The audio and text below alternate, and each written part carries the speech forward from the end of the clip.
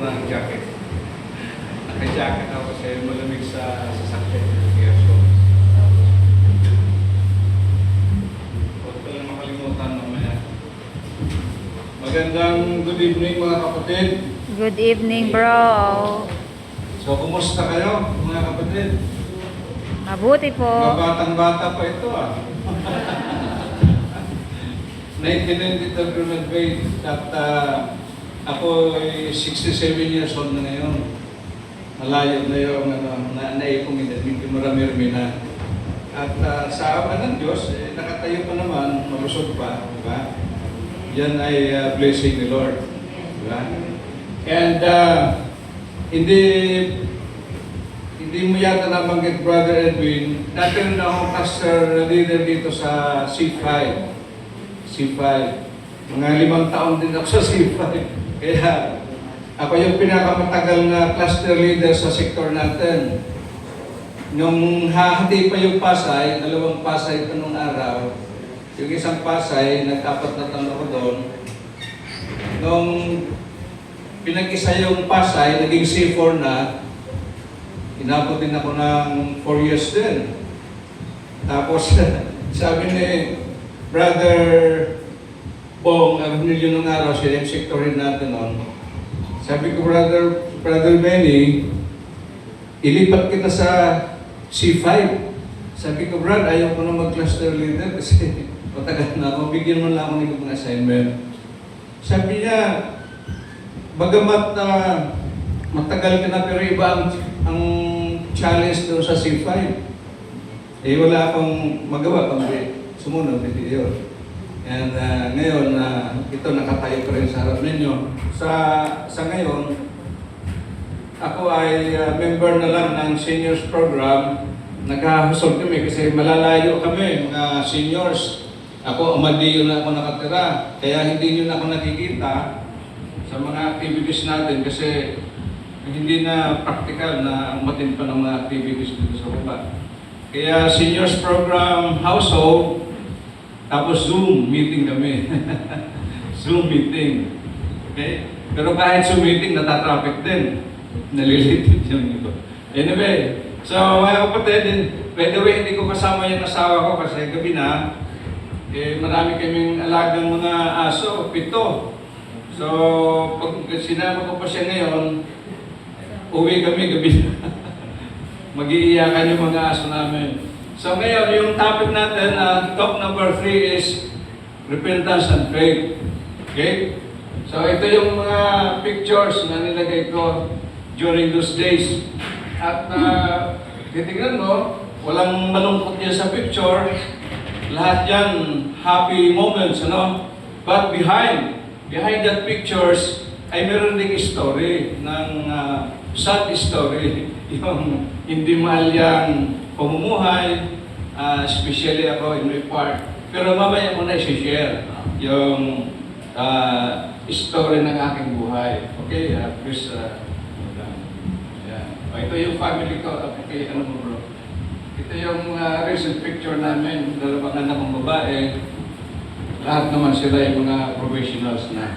Ito yung picture na ito, March 20 and 21, umating kami ng Seniors Program Conference sa Legazpi City.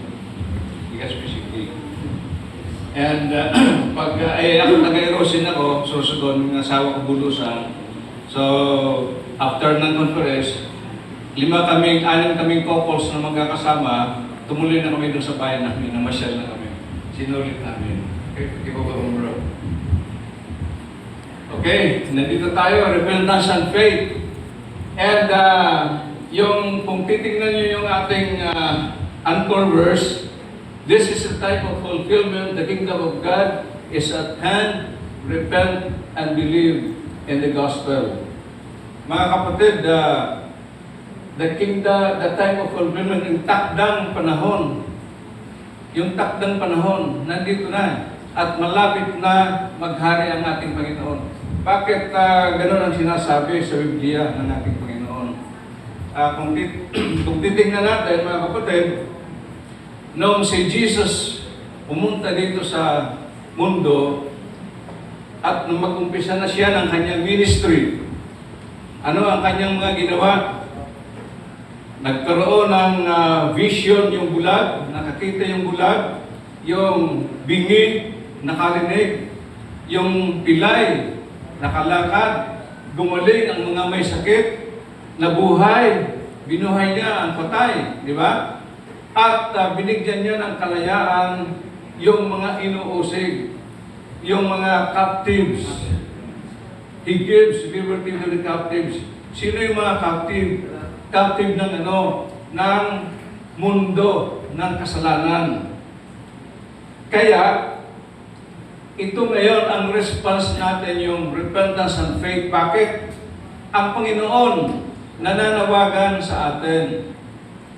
Hindi niya ginusto na ang tao ay masadlak sa kasalanan.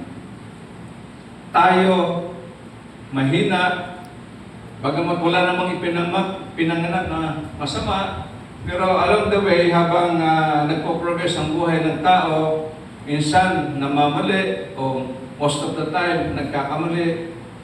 At ang pagkakamali na yan sa kanyang kapwa, pagkakamali niya sa kanyang Diyos.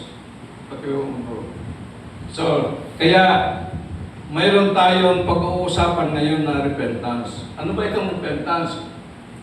In Greek, it is a Greek word, metanoia. Ibig sabihin yung pagbabago ng direksyon ng buhay ng tao. Pag sinabi mong buhay ng tao, it involves yung isip, yung konsensya, yung puso. So, nakalagay sa natin, change of direction. Kumbaga, ako ngayon makasalanan, gusto kong magbago, kailangan baguhin ko yung aking buhay, ang aking kaisipan, ang aking direksyon ng buhay. Kumbaga parang 180 degrees. Pag dito ka nakatapat, gumanong ka, doon ka na nakatapat, di ba?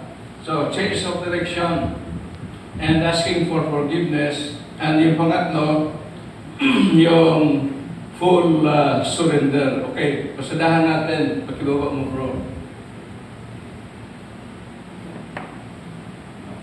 So, change of direction, no? When you are with Christ, you turn away from sin.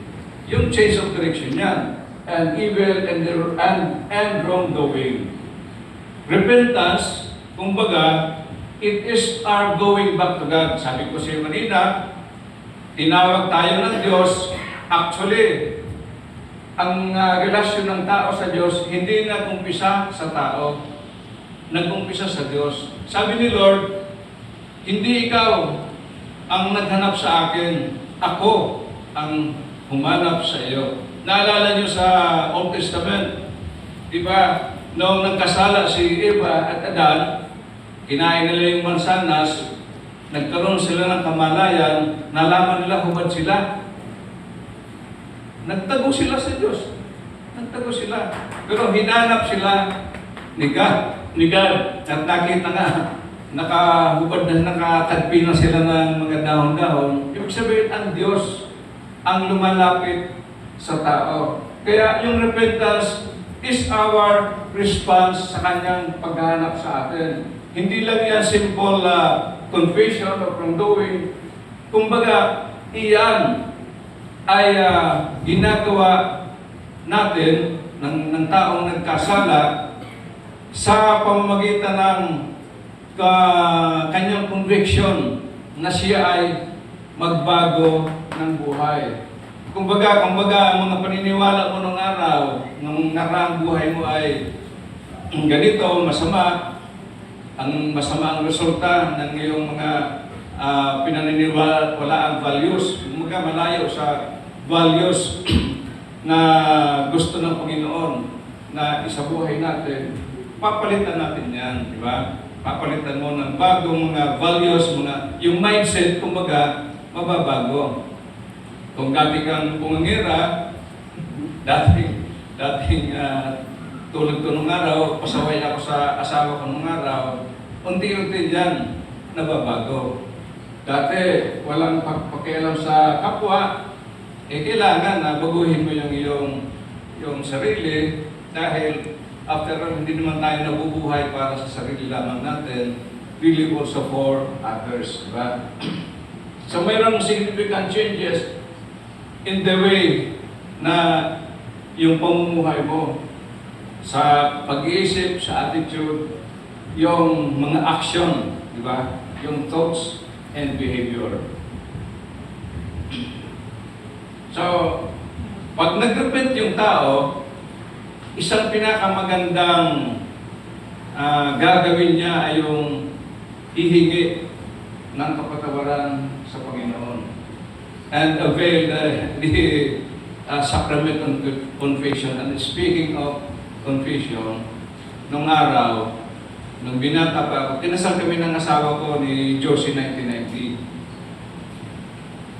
Mga ilang years bago ang kasal namin, buhay binata ko, walang confession, wala talaga. Kung ano nang bubulas-bulas ko ganun ginagawa ko. Lahat ng mga masasamang nagagawa ng isang lalaki, maliban sa drugs, hindi ako nagda-drugs, ay nagagawa. Kaya nung siyempre magpapakasal kayo, kailangan mangumpisal. Grabe talaga, nilirumpis talaga ako ng gusto. Grabe, kinakabahan ako. Sabi ko, paano ako mangumpisal sa pare, ang dami kong kasalanan. Di ba nakakahiya? Talagang, although, nanghihina as in, nahihiya ako na humarap sa pare para sabihin yung mga nagawa kong kasalanan, pumunta pa rin ako. Pero, nung mag-umpisal na, ang laki ng ginhawa na naranasan ko. Kasi yung confession pala, sa Dancos ko kami kinasal. Yung confession pala na gagawin ng pare, bibigyan ka ng question. Nakasulat lahat doon. Yung mga kasalanan, although yung iba, in general terms, sasagutin mo lang ng pagtanong sa iyo ng pare, sasagutin mo ng upo. Ginawa ko po yung Father. Sabi ko, salamat po Lord. Salamat po. At minsan nag-ano naman ako, nag-atin pa akong mag-umpisa sa Santa Cruz. Kasi ang trabaho dati sa Pinundo, sa Manila, sa Pier. Bumaili ako sa kumpisalan. Kinakabahan na naman ako. Pagpila ko sa kumpisalan, siguro yung pare, yung pagod na. Nung nangungumpisa naman, nakikita ko yung pare na tulog. Hindi naman pala narinig yung mga kasalanan ko. Sabi ko, naku, mabuti hindi niya narinig, pero hindi naman talaga yun ang sa totoong kaisipan. Hindi ko gusto yun. Parang inaaliw ko lang ang sarili ko. Tapos nung naramdaman ng pare na tapos na ako, hindi na ako sasalita. Nagising siya. Binigyan ako ng absolution. Tapos, nung nangumpisa rin ako sa ibang pare, tinanong ko yun, Father, may visa ba yung kumpisal ko? Hindi ako pare. Nakatulog. Sabi ko siguro pagod na. Ang daming pila sa Santa Cruz eh. By the way, pag nangungumpisa ako, hindi ako nangungumpisa sa parokya namin. Sa iyo. Ay, sabi ng pare, mayroong visa yan. Kasi ang intention mo na mangumpisal. And mga kapatid, yung pangungumpisal is an act of humility. Isipin mo, ang dami mong mababahong kasalanan, tapos ilalahan mo. Although pare yan, tao pa rin yan eh. Di ba? Napaka matinding act of humility ang pangungumpisal. Kaya talagang pag nangumpisal tayo sa pare, talagang good vibes tayo kay Lord. And tingnan natin yung forgiveness, Di ba? Pag tayo nagdadasal, ang itinuro sa atin na dasal ng ating Panginoong Jesus, Our Father, di ba? Forgive us. Our Father who art in heaven, and doon sa portion na Forgive us. humingi tayo ng kasalanan, Forgive us. di ba? Jesus, we forgive. Forgive me as I forgive, di ba? Our Father who art in heaven, holy be your name, kingdom come, in heaven. Give us this day, and forgive us of our sin, as we forgive those who sin against us. So, ibig sabihin mga kapatid, ang paghingi ng kapatawaran, hindi ibig sabihin, hihingi ka lang ng gano'n na lang, pero hindi ka magpapatawad sa kapwa mo. Walang bisa yung paghingi natin ng forgiveness. Kasi, paano pa patatawarin ng Panginoon kung ikaw mismo hindi ka magpapatawad ng kapwa mo? Di ba? Asking for God's forgiveness and having to forgive others in return. Dahil forgiveness is the key to freedom. Freedom from being sinful. At, okay ba bang Brad? Saglit. Sige, itas mo ulit. Itas mo ulit. Hindi ko pala naisulat yung Bible verse ka.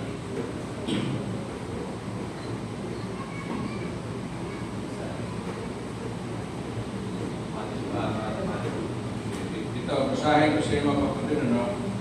Yung isang Bible verse.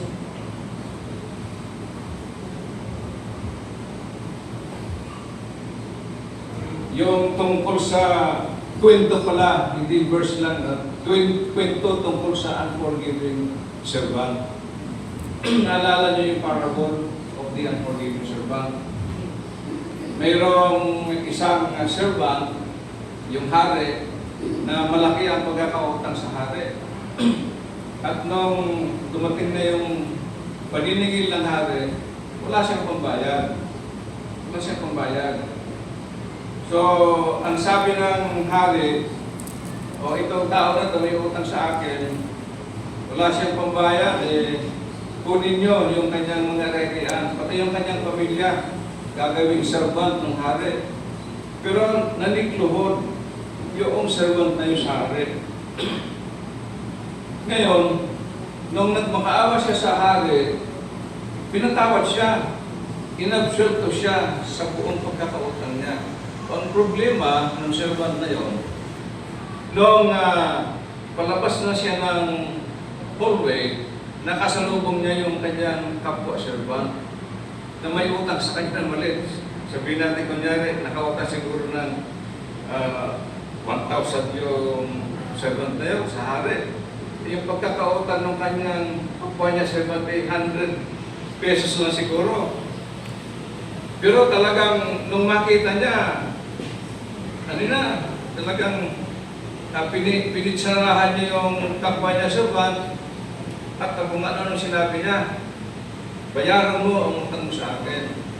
Nakita nung isang pang servant, ng mga kapwa nila servant yung ginawa niya, alam niya nila na pinatawad siya ng hari. Sinumbong siya ngayon. Ngayon, nung sinumbong siya sa hari, imbis na i-absent ko siya, lalo siyang nadiin.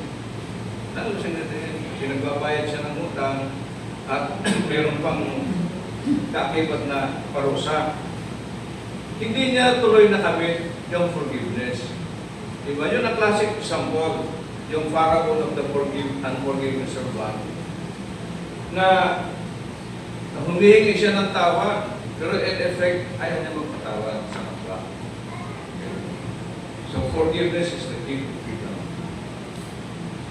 So surrendering to Jesus as the Lord of our life. Sabi sa Revelation, I know what you have done. I know that you are neither cold nor hot. How I wish you were either one of the other. But because you are lukewarm, neither hot nor cold, I am going to spit you out of my mouth. So ngayon, ang panawagan sa atin about surrendering our life to Jesus, yung true conversion. True conversion. Walang middle ground dito mga kapatid. Di ba? Either hot or cold. Walang middle ground Hindi pwede yung maligamgam. Bakit? Ano ba ang susunod natin sa libro? Wala. Sige. Ito naman yung kwento ng tungkol sa lahat yan nakasulat sa Bible eh.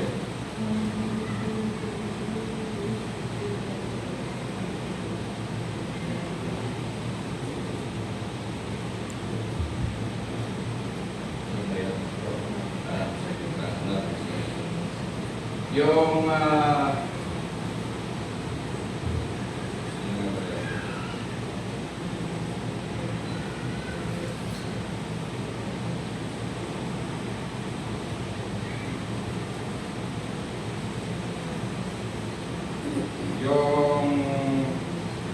tungkol sa asking forgiveness and surrendering your life to Jesus. Dito yung ano naman ito, parable ng Pharisee and the tax collector.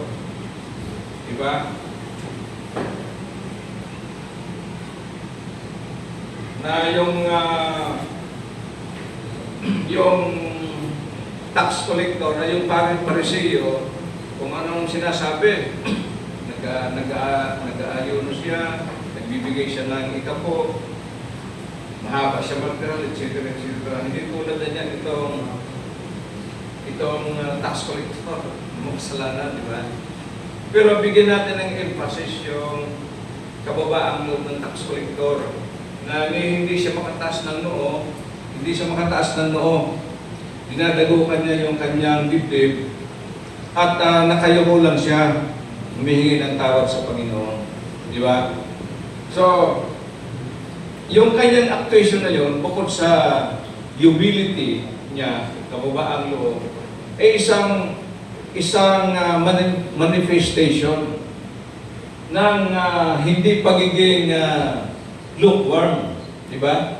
Aside from his humility na nagmanifest sa kanyang attitude sa pagdasal sa Panginoon, ay walang middle ground eh. Walang middle ground. Talagang tahasan humingi siya ng tawad sa Panginoon. Okay, baba mo bro. So, two essential characteristics of authentic repentance. Ano yung mga kapatid? Isang characteristic ay to admit our sin, honesty, and then humility. Admit that we are weak and we need help. So ayun, nasabi ko na kanina yung Pharisee and the tax collector. For those who make themselves great will be humbled, and those who humble themselves will be made great. Bibigyan naman natin dito ng emphasis yung attitude ng tax collector. Diba? Wala siyang kababaang loob eh. Anong sinabi niya dito? Sabi dito, the Pharisee took up his position and spoke this prayer to himself, O God, I thank you that I am not like the rest of humanity, greedy, dishonest, adulterous, or even like this tax collector. I fast twice a week, and I pay tithes on my whole income. Di ba? Saan ba yung honesty niya sa puso niya? Di ba? Nananalangin siya sa Panginoon, pero ipinagmamalaki pa niya yung kanyang mga ginagawa na hindi naman kinalulugdan ng Panginoon. So wala siyang humility, walang honesty. And isang magandang halimbawa din ng humility and honesty, yung sabi ni Lord Jesus na tularan natin yung mga bata. Bakit? Kasi yung mga bata talagang walang may pagmamalaki, umaasa sa mga matatanda. Di ba, ganun din tayo mga kapatid. Wala naman tayo makayahan sa sarili natin. Umaasa lamang tayo sa tulong, sa biyaya ng Panginoon. And I assure you that unless you change and become like children, you will never enter the kingdom of heaven. The greatest in the kingdom of heaven is the one who humbles himself and becomes like this child.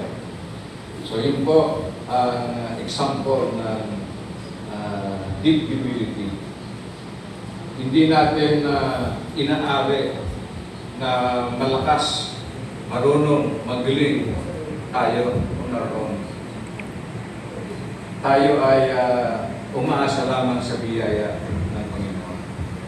Okay? Repentance requires faith. So,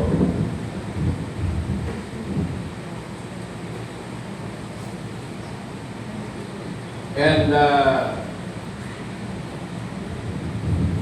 what is faith? Faith is the realization of what is hoped for and evidence of things not seen. Mga kapatid, hindi lamang yung pananampalataya natin nasa level ng pag-iisip. Ito ay nagmamanifest sa paano tayo namumuhay araw-araw. Halimbawa, di ba? Tayo ngayon, malakas tayo. Nag-uusap-usap tayo. At mamayang gabi, pagtulog natin, magpapasalamat tayo sa Panginoon. Panginoon, salamat po sa maghapon ito. Dahil raos po ang maghapon. Pero alam ba natin yung araw ng bukas kung darating pa sa buhay natin? Just the same, nananalangin tayo sa ating pagtulog na nawa Lord, bukas makamtan ko muli ang iyong biyaya. Pero maraming possibility ang buhay ng tao. It is possible na hindi na tayo magising bukas, pero we continue to trust God. Diba? Hindi natin nakikita ang resulta ng bukas, pero we continue to trust God.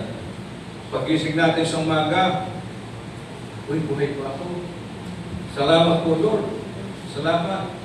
At nakita mo yung sikat ng araw, hindi mo dyan nakikita ang Diyos, pero alam mo na yan ay ilikha ng Diyos. Hindi mo nakikita ang Diyos sa hangin na nararamdaman natin. Pero alam mo na nandiyan yung Diyos. Di mo pananampalataya yan. Pananampalataya yan. And faith is man's response to God, who reveals Himself and gives Himself to man. At the same time, bring man a superabundant light as he searches for the ultimate meaning of life. So, mga kapatid, ang Panginoon ay, sabi ko kanina, hindi natin hinanap. Siya ang naghanap sa atin.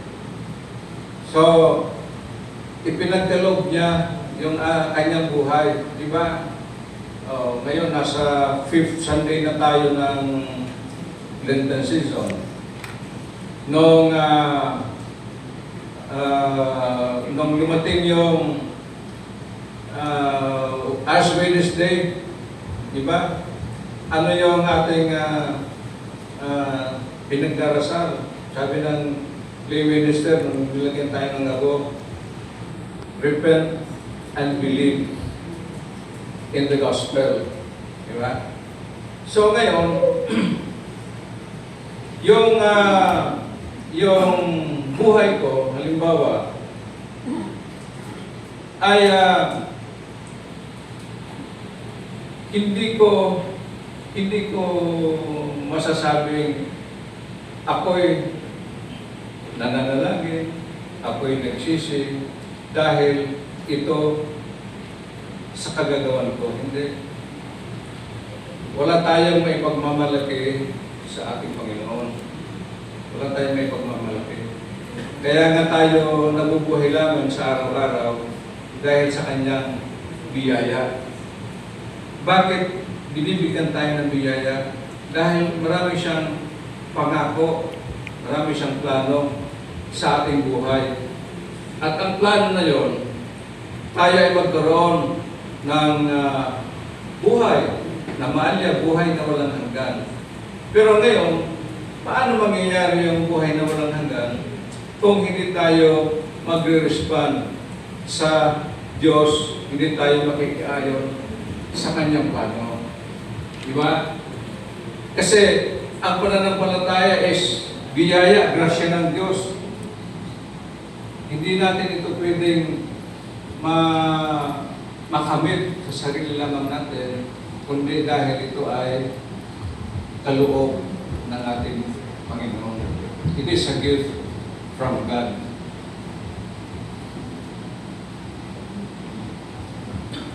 Believe in the gospel, and then personal act. Pakiano mo bro, pakibaba mo. Personal act and decision. Wala pala, itas mo rin. So, ano ba yung believe in the gospel? Ito ay nangangahulugan na hindi lamang tayo naniniwala. Ngayon, alam natin may Diyos, mayroong Kristo. Pero, hindi nangangahulugan na ang ating paniniwalang iyon, na alam natin na may Diyos, na Jesus Christ, Son of God, our Savior, ay sapat na. Sabi dito sa Believe in the Gospel, maniwala tayo, manalig tayo sa Son of God, and at the same time, sa Kanyang mabuting balita na sinasabi sa atin. Ngayon, di ba, nung sa bugat ng chapter ng John, makikita doon na ang Diyos ay kumbaga, ang Diyos ay nagkatawang tao, di ba? Ang Diyos ay salita, at ang salita ay nagkatawang tao. Di ba?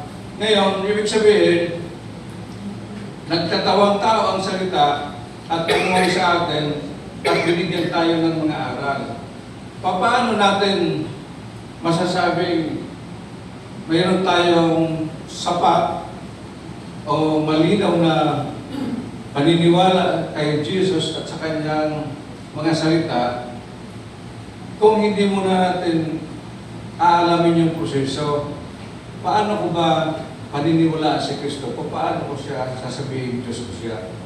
Doon papasok mga kapatid yung acceptance ng natin na si Jesus ay tao, Diyos na tao. At paano natin ma-accept yung isang taong hindi pa natin lubos kilala? Kailangan maintindihan natin ang mga sinasabi niya. Makita natin, makilala natin siya sa kanyang mga sinasabi. Di ba? Knowing God, accepting God as your God, as God of your life, and knowing Him. Kung sinabing knowing Him, siyempre, kailangan maintindihan natin ang kanyang tagubilin sa atin. At siyempre lang ang bilin ng Panginoon. Kung susumahin natin yung buong Bible, love God and love your neighbor. Kaya lang, kailangan natin himayin yung detalye ng loving God and loving the neighbor para lalo natin maintindihan. So, ibig sabihin, na-accept mo ang Panginoon, na siya ang Diyos, at pinag-aralan mo, naintindihan mo yung kanyang mga sinasabi, at papasok na yung service sa Panginoon. Pangatlong process. Service, yun na yung natin, manifestation, yung witnessing natin ng buhay natin araw-araw. Nagmamanifest yung ating paniniwala na si Kristo ay Diyos, naniniwala tayo sa kanyang mga salita, nagmamanifest through the way we live each day. Diba? So, believe in the gospel. So, ibig sabihin, yung paniniwala, mayroong kaakibat na response na gawa. Diba? So, personal act and decision. Mga kapatid, pag sinabi natin personal act and decision, yung paniniwala ay mayroong mga aspeto na dapat nating gawin. Unang-una, ang faith is our personal business with God. Personal. Naalala ko yung tatay ko nung araw, madasalin yung nanay ko. Pagkahapon, ichilos, mag-rosary kami. Pag nagdasal na yung nanay ko, inayaya na kami, sasabihin ng tatay ko, oh, punta na kayo sa mama ninyo. At isama ninyo lang ako na sa dasal. Hindi nagsisimba yung tatay ko. Palasimba yung nanay ko.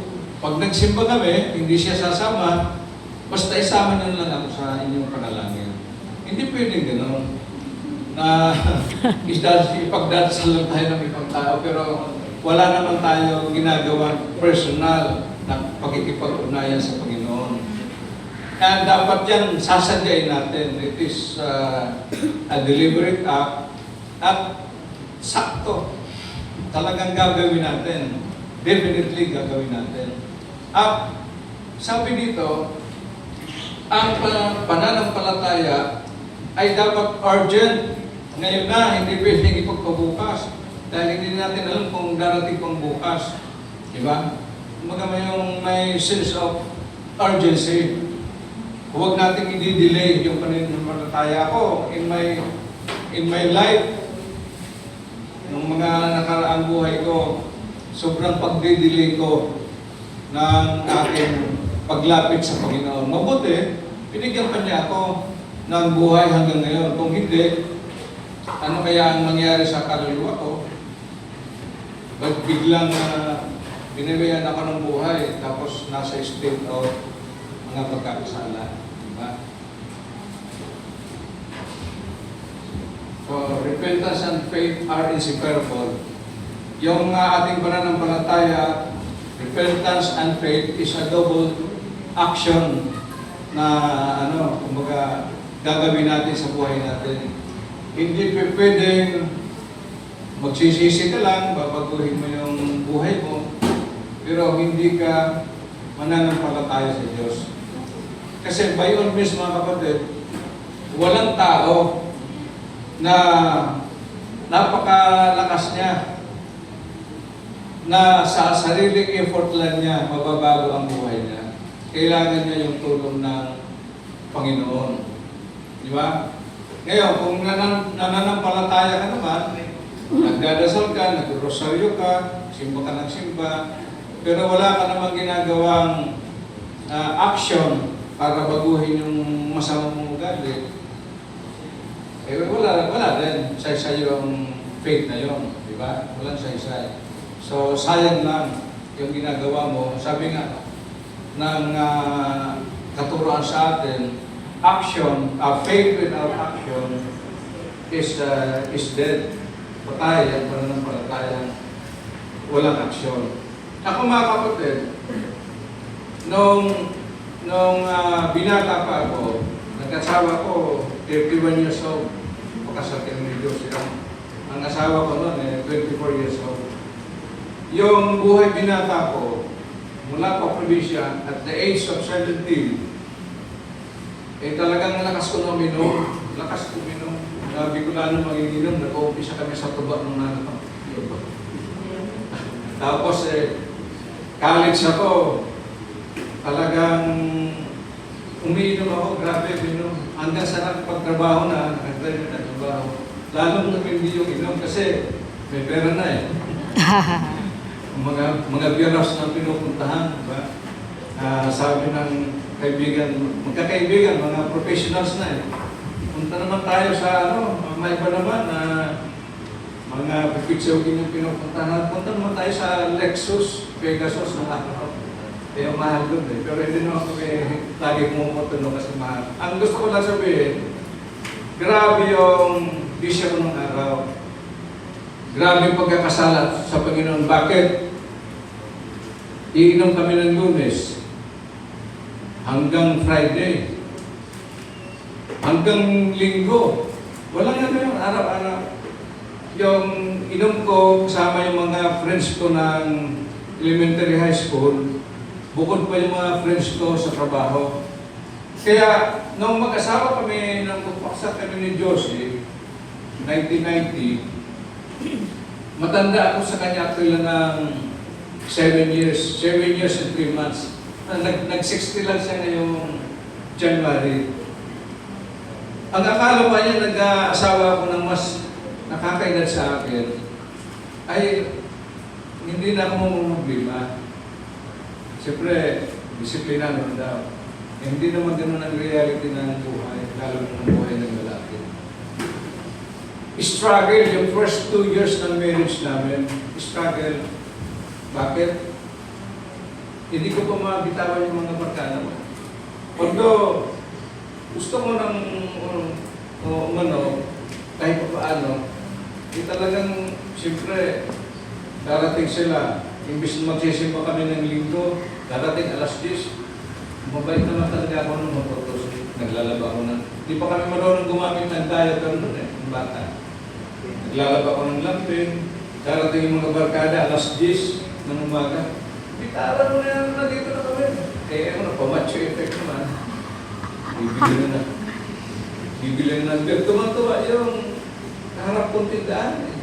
Naubos yung beer. Kasi talaga nagpababad na siya naman. Ubos na yung beer sa katapat kong tindahan. Alas 12 na ng gabi. Lalabas ko kami, magbibiras ko kami. Oh my gosh. Babalik madaling araw. Sinong asawa matutuwa niya? Uwi ka, madaling araw. Sabi ng, minsan umaga, sabi ng asawa ko, alam mo, habang wala ka pa, ang nasa isip ko, 3 lang. Bukas may kakatok sa pinto. Kung hindi hospital, kung hindi pulis, funeraria. Pero, hindi ko yun naiisip ng araw, yung risk na yun, yung danger. Kasi iniisip ko lang, masaya ako. Total, sabi ko, hindi naman kinakapos yung binibigay ko sa asawa ko. Ibig sabihin, tingin ko, okay lang. Pero grabe pala yung dinudulot ko sa manang loob sa asawa ko. One time, pag daan ko ng Pasay, sa Libertad, kasi sa ibang lista kami, nakatira, Aguilas Street. Maraming gulay, mura. Gulay. Bili ako ng 2 basket. Umaga na yun eh. Tatok ako sa gate, hindi ako binubuksan ng asawa ko. Siguro nagsawa na eh, kasi narinig ng kapitbahay, binuksan din eventually. Pero pagbukas, nagpinto sabi ko, marami akong gulay. Kinuha niya yung 2 basket. Akala ko nagustuhan. Kinuha tapos lumabas ng dito na akong sa kalsada. Ganun ang sama ng loob niya sa akin. Tapos ngayon, ilan pa lang yan sa kasalanan ko, yung iba hindi ko pa binabagit sa inyo. Sa relasyon pa lang namin yung mag-asawa, imagine mo yung buhay na gano'n. Tapos, nung araw, nung binata pa ako, may mga nililigawan din ako kasi taga-Bloomington ako sa Santa Cruz. Mayroong nililigawan sa Manugi, doon banda, sa may Tondo. Pero hindi pinagdalog ng Diyos na makapag-asawa ako ng taga-roon. Kasi yung mga lugar doon, tulad yung isang nililigawan, puro manginginom din yung mga kapatid, puro lalaki sa yung namin, kalye namin, yung si Larry Silva, kapitbahay ko yun. Palagi nung sa bahay, may shop kami ng sapatos ng araw. Tapos nakahubad lang yan, malakas-lakas. Ang tawag niya dito. Pagpasok sa pinto, umpisa na tayo. Ngayon, kaya pala si Jose na pag-asawa ko kasi taga Makati yan, dito sa Pio. Dahil may plano sa akin ang Panginoon. May plano. Nung nakikita ng kapitbahay namin na during that time may member na ng Couples for Christ, problematic yung mission namin, nararamdaman nila siguro, sabi ito, target namin ito. Tapos niyaya kami sa CLP. Eh ako naman, sabi ko nga, mabait naman talaga ako. Mabait na lagoro. Punta tayo sa simbahan. Niyaya tayo, sabi ni Jose. Anong gagawin natin doon? Eh, tingnan mo yung, inaano yung buhay ko, tinuturo. Hindi ka naman nagbagay dyan sa simbahan. Ito yung buhay mo. Eventually, napahinuhod siya. Pumunta kami ng CLP. At doon nag-upisa. Pero hindi pa nagtatapos yung mga challenges. Hindi naman outright mababago yung tao. Magdadaan tayo ng process. Di ba? Pasaway din ako. MER ba namin? Sa Alpade pa kami noon. Lahat ng mga MER sa Alpade. Sa Antipolo. MER 1, ibig na magawa naman kami ng asawa namin sa gabi. Kami, sina Brother Rizal, si Brother Ticoy, patay na yun. May baang kaming gin. May baang kaming gin. Nag-iinom kami doon sa loob ng MER. Kaya, nung cluster head na ako, nagsusumbong sa akin yung head chapter head, Brad, anong gagawin natin dito sa mga kapatid natin, mga pasaway? Nag-household, pagkatapos mag-reset ko, mayroong hala. Sabi ko, unti-untiin natin. Hindi yan madadala sa biglaan. Bakit ganun yung konteksto na salita ko sa kanya? Kaya ako, naranasan ko. Masaway din ako ng alam. Pero mabait si Lord. Mabait si Lord. Pero umabot pa ako ng 67. May sakit ako actually sa liver. Sa kainom. At the age of 40, talagang kinalabit na ako ng tulong ni Lord. Ilang taon ako nun sa Focus to Christ, 40 years old. Grade 4 pa lang ng panganay ko. Naroon na one morning, grabe ang sakit ng tiyan ko. Yung pala, may sakit ako sa liver. Kaya sabi ko, Dok, hanggang ilang taon lang bang sana ang itatagal ng liver ko? Sabi, abot pa ng 15 years. Nagkikwenta na ako for grade 4 yung anak ko. Grade 4.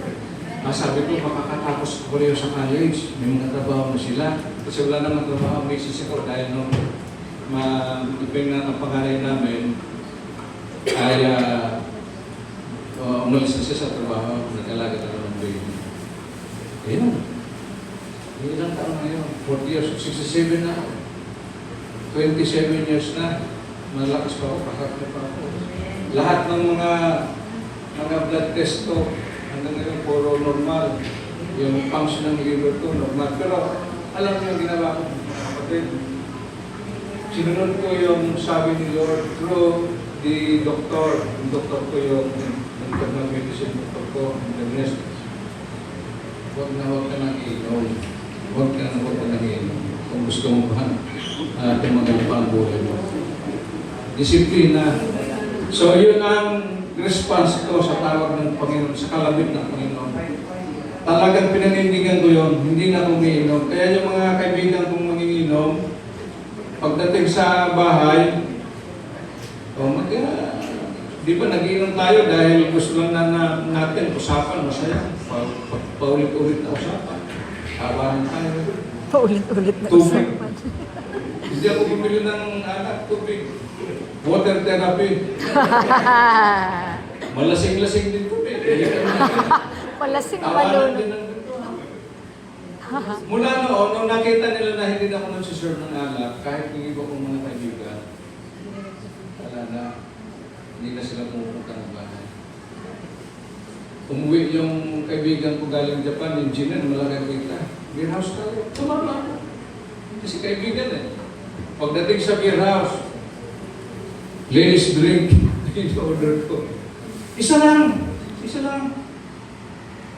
Kung mahal niyo ako bilang kaibigan, huwag niyo ko pilitin. Kasi yung isa na yon, naubos ko, dadagdagan mo yan. One for the road.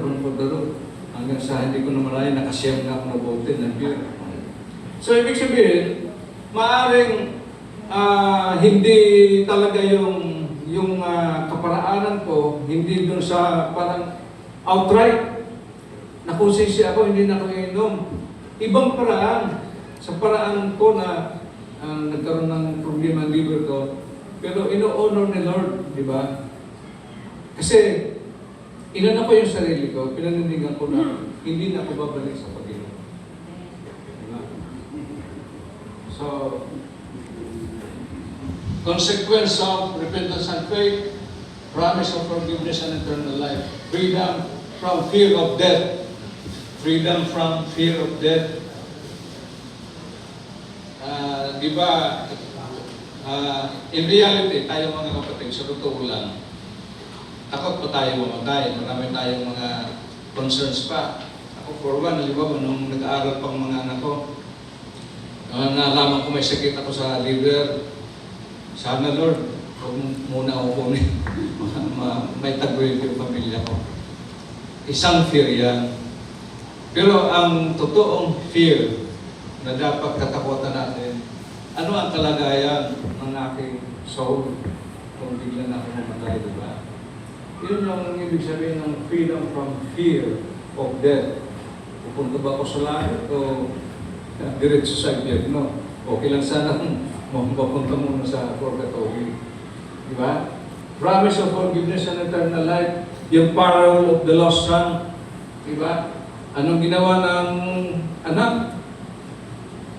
Buhay pa ang kanyang tatay. Di ba yung Jewish culture, tradition ng araw na hindi mo pwede kunin ang mana mo hanggat buhay pang magulang mo. Buhay pang magulang niya. Gusto niya kunin ang kanyang mana. Pero mabait yung tatay niya, pinagbigyan siya. Diba? Yung palang tampalasan na malaki yun, yung kunin mo yung yaman mo, na buhay pa ang tatay mo, di ba malaki kasalanan? Pero binigay sa kanya. Nung nilusta niya sa ibang lugar, nung nakita niya na naghihirap na siya, mabuti pa niya yung mga katulong ng tatay ko, masarap ang kinakain ako dito, kumakain ako ng kaning baboy. Diba? Na alala niya ang kanyang pagkakamali. Pagbalik niya sa Panginoon. Diba? Nagsisisi siya ng gusto. Huwag mo na akong ariin na anak. Malaki ang pagkakasala ko. Ituring mo na lang akong isa sa mga katulong mo, di ba? Act of ano yan? Talagang binaba mo ang sarili mo para lang humingi ng kapatawaran sa kanyang ama. Diba? Yung ama naman, nakita yung sincerity ng kanyang puso. Binigay yung kanyang pagmamahal. Anong pagmamahal? Unconditional lang. Diba? Kasi God embraces repentant sinners. Diba? So, ibig sabihin, mga kapatid, yung kwento sa Bible, pwedeng kwento rin ang buhay natin. Eh. At in the same manner, makakamit din natin yung yakap ng pagmamahal ng Diyos, yung kanyang pagpapatawad. Diba? So ngayon mga kapatid, year 2000 plus na tayo ngayon. Pero ang panawagan ng Panginoon hindi nagbabago. Alam niyo yung salita ng Diyos mga kapatid, napakagaling. Di ba? The newness of the Word of God. Newness. Newness of the Word of God. Bagamat nangyari yung kanyang mga salita noong pang matagal ng panahon. Pero yung konteksto ng kanyang salita applicable sa buhay natin ngayon. Di ba? Ngayong present time. So, yung kanyang panawagan noong panahon pa, 2,000 years ago, ay ganun pa rin, hindi nagbabago. Bakit siya patuloy na nananawagan sa atin?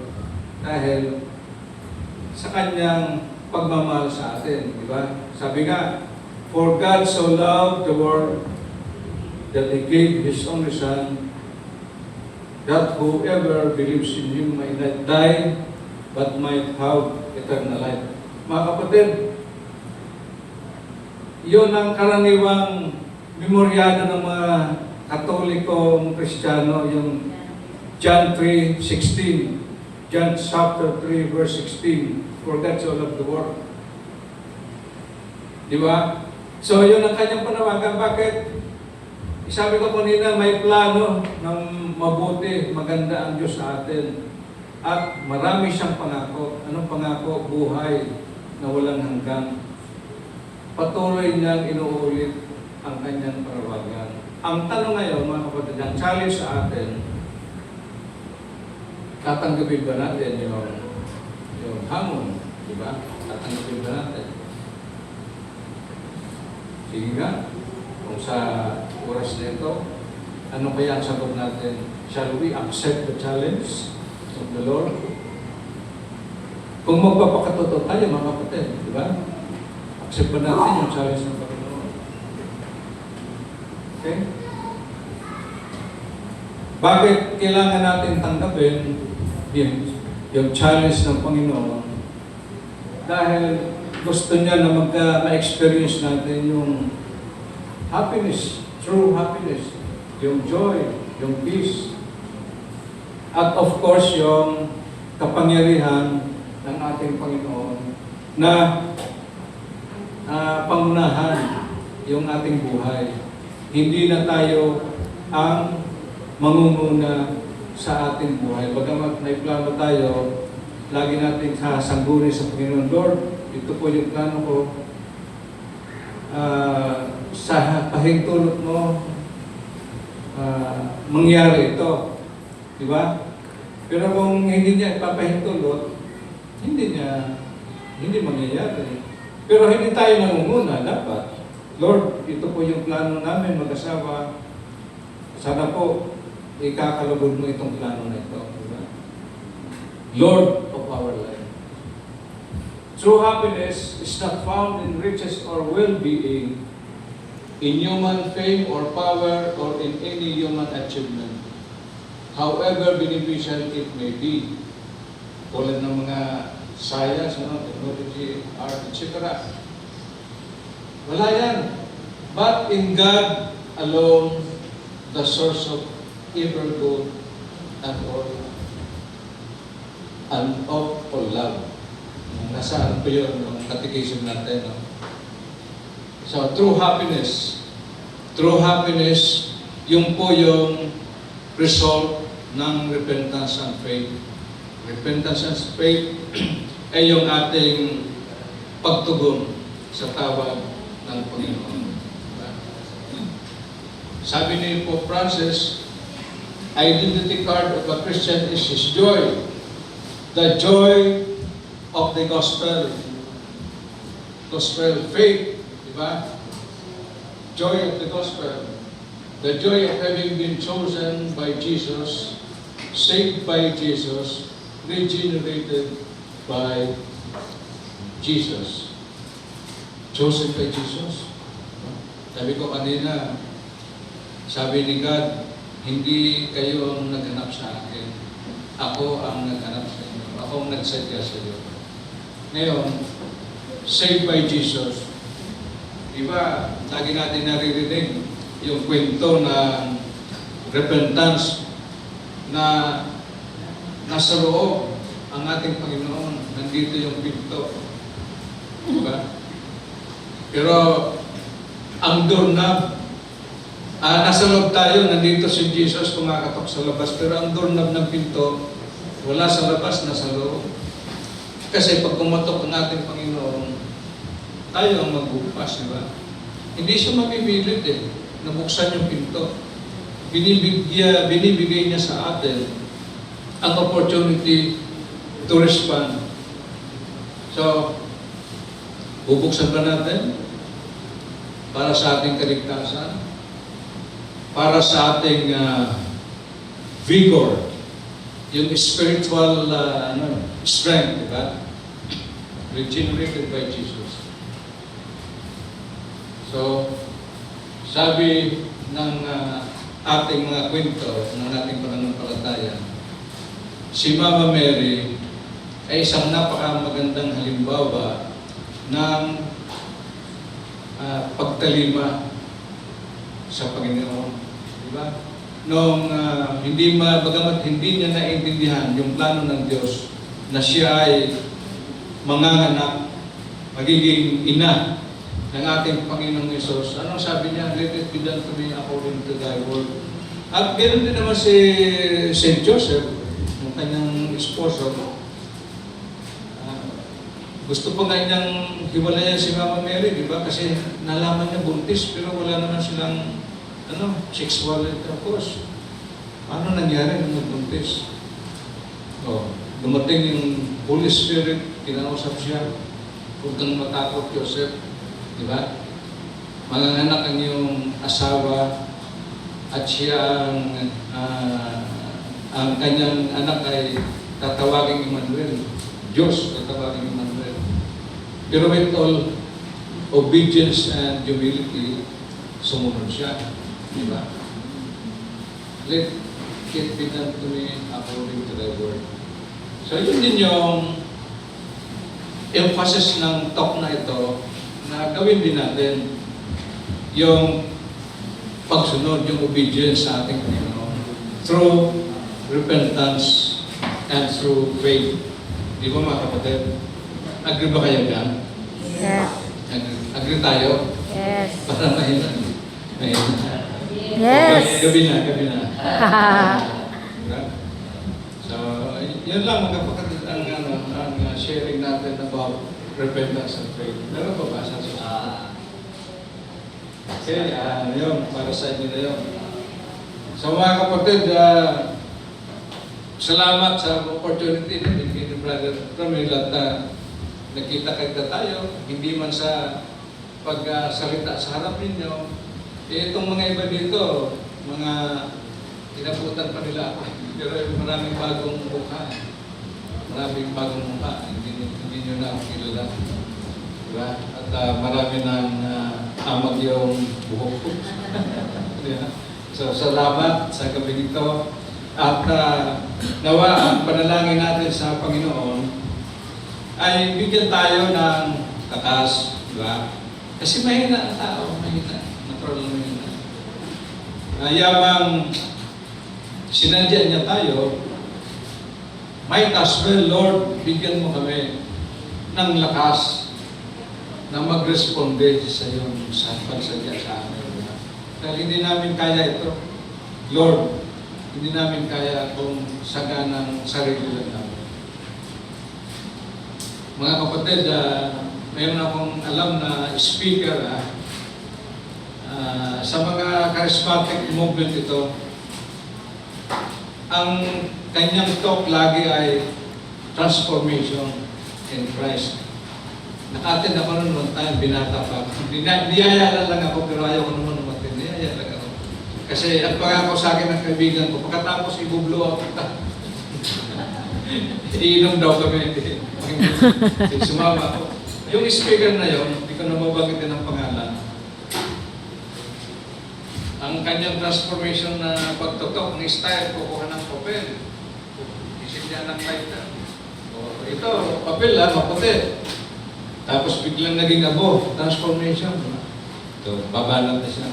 Pero nalungkot ako mga kapatid dahil dumating ang panahon, matagal na panahon, nalaman ko, nabasa ko sa news na yung tao na yun na-involved sa drug. Actually, artista. Artista yun.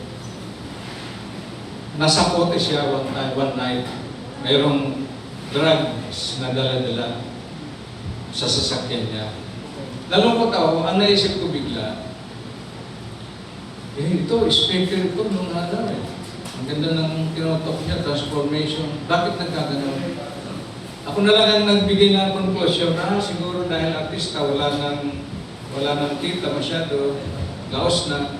Gusto mo maintain yung status ng buhay.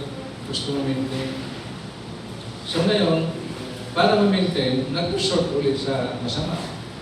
So, ang gusto kong bigyan kasi ng emphasis dito mga kapatid, na ang kasalanan ng tao, napakarami. Bakit nagkakasala ang tao? Dahil naghahanap siya ng kaligayahan. Pero pag hindi niya yun nakuha sa pamamagitan ng spiritual joy na tinatawag, chances are, kukunin niya yung sa ibang paraan. Imbes na spiritual joy ang kanyang makuha, carnal pleasure ang kanyang hahantungan. Carnal. Pag sinabi natin carnal, ang pumapasok siguro agad sa isip natin, sexual pleasure. Not necessarily sexual pleasure. Yung ino-offer ng mundo, yung worldly thing, You name it, ang dami. Isa ako doon sa mga biktima ng ruleting nung araw. Di ba? So kung yamang nagsisisi tayo, nananampalataya tayo, may taswin na maging consistent tayo, di ba? At hindi yan mangyayari kung hindi natin itutuloy-tuloy ang pananampalataya sa Panginoon. Tama ba? Tama ba? Amen. So yun, natin. Yun lang ang aking share po. Thank you.